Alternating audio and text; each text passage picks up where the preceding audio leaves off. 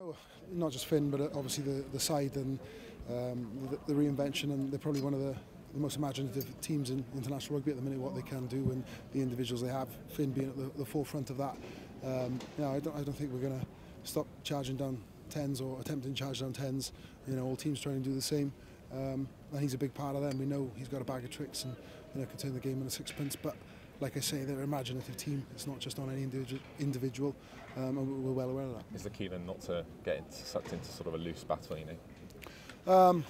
Yeah, that's probably one of them, but also it's the conditions. We don't necessarily, we know it's not going to be 40 degrees, but we don't want to overplay, and you've got to play the situation and the environment you're in as well, which we probably didn't do when we played France. So we've had a couple of lessons from the first 3 games, but ultimately it's about our game and putting our performance out there. How's Warren been this week? He loves it when you can galvanise the squad.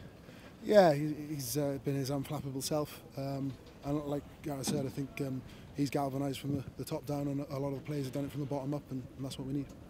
Alun, I just wonder whether for you personally it's been tough this week, because not only you've got your own camp, Wales camp to look after, but I imagine you've been speaking a lot to boys outside camp as well. Yeah, it's been tough. Obviously, we've been a bit splintered, obviously, in the campaign, but there has been communications with some of the senior guys there, and obviously some groups, and you try to reassure as much as you can, but it's difficult when we are splintered. But yeah, Tips is up here as well, and like I say, the comms have been as steady as they can be. It's difficult when we don't know the full situation, but like I say, we've been trying to fill in each other both ways, if you get what I'm saying. So yeah, we've tried to do that as much as possible. And at what stage of the week have you been able to actually focus on the here and now in Scotland at Murrayfield? Monday.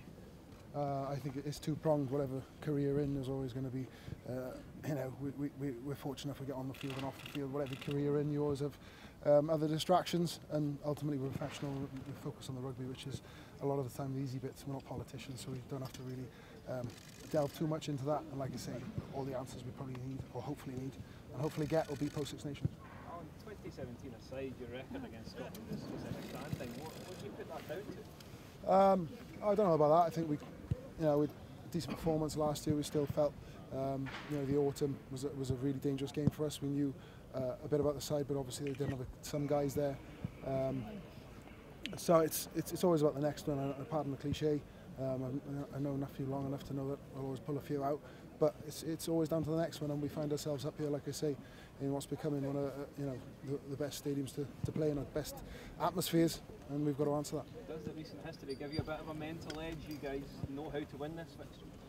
I don't know about that. I think there's a physical edge as well. Obviously, the top 2 inches is vastly important, but like I said earlier, we've got to play the situation, the environment on the day, and not get too bogged down by the historic events and the future.